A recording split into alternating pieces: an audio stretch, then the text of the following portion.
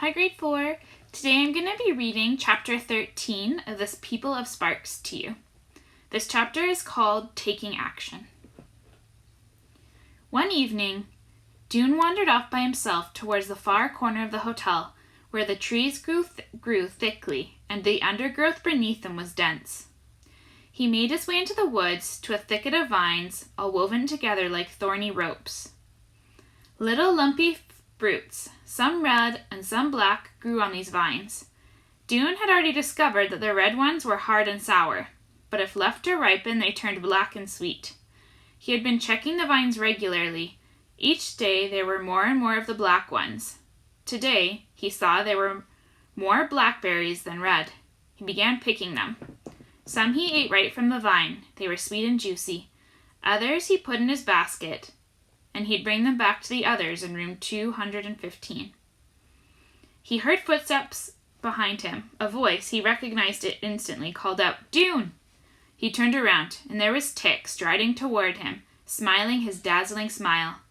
Dune stood up. He'd been squatting to reach for the berries on the lowest vines. "Look what I found," he said, holding out a handful of berries to Tick. Tick took one and popped it in his mouth. His eyebrows shot up in surprise. "Terrific," he said. He took the rest of them from Dune's palm. "So," he said, "are you going to save us again?" "Save us?" said Dune, confused. "Yeah, from starvation. You're the hero of Ember. It's about time for you to save us again." It flustered Dune to be called a hero. He wasn't sure if Tick was admiring him or making fun of him. He couldn't think of what to say next. Tick reached into the thicket and plucked a few berries for himself. "These are good. Mind if I take some?" "They don't belong to me," said Dune. "Anyone can have them." Tick hunted among the vines for a while, picking berries and popping them into his mouth. Then he said, "You know that building they call the Ark?" Dune nodded. "Ever been in it?" "No," Dune said. "Just a separate room in the back. They have books in there. You should see them. There must be thousands." Tick didn't comment on the books. "I went in there the other day," he said. "They had me carry a crate of pickled beets. It's their storeroom, you know. They say they're short of food. Ha!" Tick gave a laugh that was more like a bark. "That place is full of food." "Really?" said Dune. "Really," said Tick, tossing 3 berries into his mouth. "There's jars of preserved fruits, sacks of dried fruits, and every kind of pickle and bag of corn. Loads and loads of food. And we get limp carrots for our dinner. I believe there's a bit of stinginess going on." Dune frowned. He thought of his father, looking with dismay last night at the scanty contents of his dinner parcel. He thought about what Ordinary had said at lunch this week. "We just don't have enough food for 400 extra people." Was this untrue after all? Tick had moved a few steps away and found a patch that was thick with berries. He was picking them rapidly, eating each one. When he spoke, his words sounded a little juicy. "I don't know about you," he said, "but I don't like this unfairness." "I don't either," said Dune. He walked over to Tick and offered him the handful of berries he'd collected. Tick took them all. "I believe an unfair situation needs to be corrected," Tick said. "Corrected how?" Tick wiped his red-stained fingers on his pants. "Well," he said, "that's something we have to figure out." "We?" thought Dune. He liked that.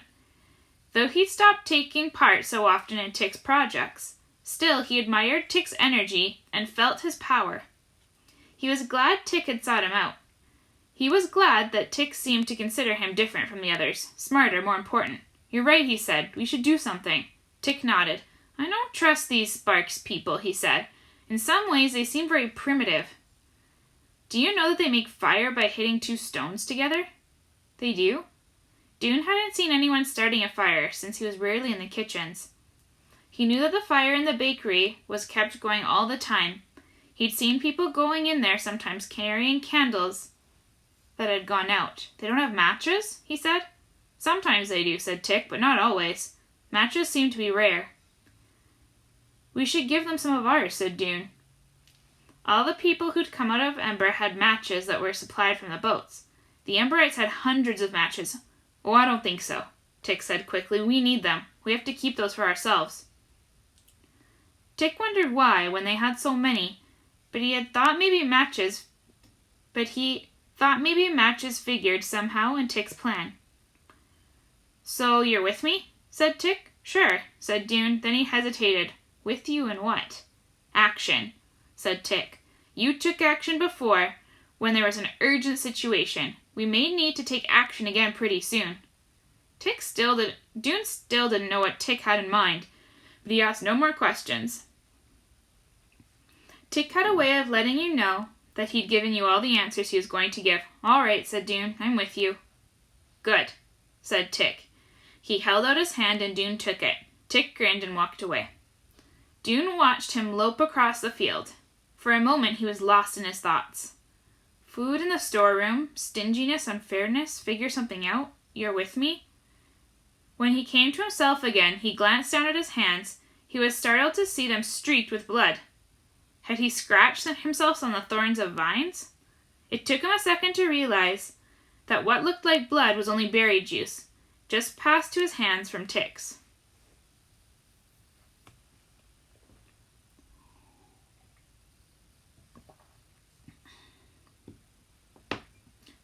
Lena made a plan. She'd hide among the boxes and crates on Casper's truck, and she would ride away to that city. It was only a day's journey away. Surely she'd be able to find a way back. There must be other roamers on the road. Of course, she could just ask Casper if she could go with him, but she was sure he'd say no. He was on some kind of important business. He wouldn't want to be bothered with her. It was best to go secretly. Once she had seen the city, she would know if it was the place where the people of Ember were destined to live. She was sure she'd know as soon as she saw it. Then she could hop off the truck and find her way back. Casper might not see her at all. The next day, she tore part of a blank page out of the doctor's book and wrote this note. "Dear Mrs. M, I have gone with Casper and Maddie on the truck. I will be back in 2 days, maybe 3. There is something important I want to find out. Also, I need a change from here. See you soon. Love, Lena." Her plan was to wait until that night when Mrs. Mordeau was asleep and tuck the note between the pages of the ancient crumbling book she had been reading, something called Charlotte's Web. She kept urging Lena to look at it, but Lena said that she wasn't interested in spiders. It would be better for Doone. Mrs. Mordeau read only in the evening, so Lena would have at least a day's head start before anyone knew where she was. A few doubts about her plan lurked in the back of her mind. She knew Mrs. Mordeau would worry about her. Poppy would miss her, and Lena didn't really like Casper or trust him, and she knew that he and Maddie would probably be angry if they found out that she'd come along. It was a bit of a risky journey she was embarking on, but anything truly important involved risks, didn't it?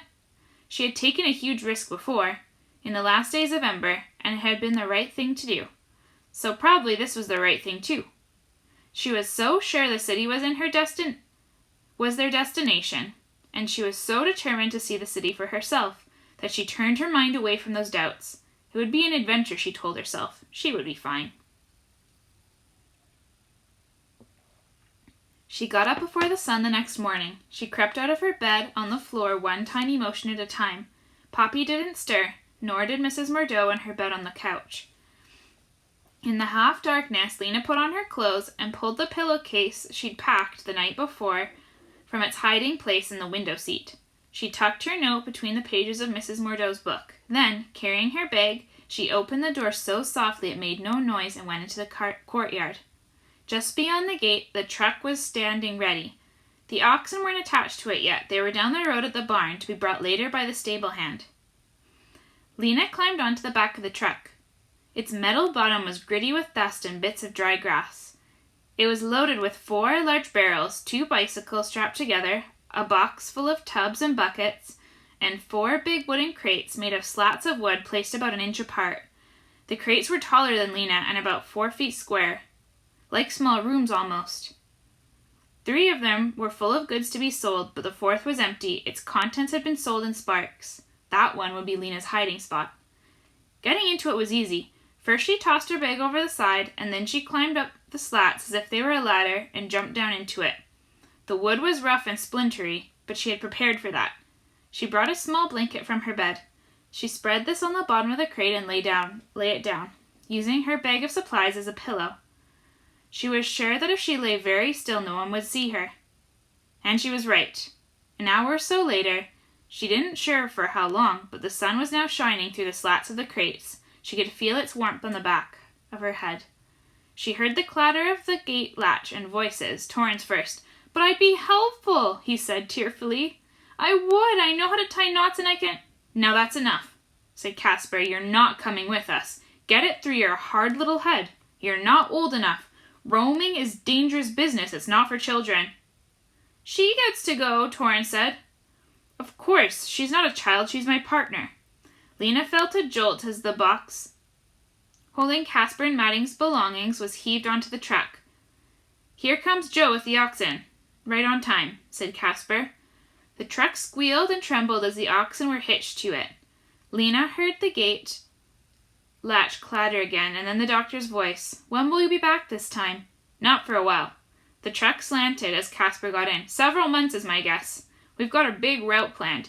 "You should be taking me," cried Torrin. "You'll be sorry you didn't. I'll tell on you. I'll tell Uncle." Caspar chuckled. "Uncle would not be interested," he said. "He's much too busy. Always has been." There was a crack of a whip. "Goodbye, little brother," Caspar called, and the truck jolted forward.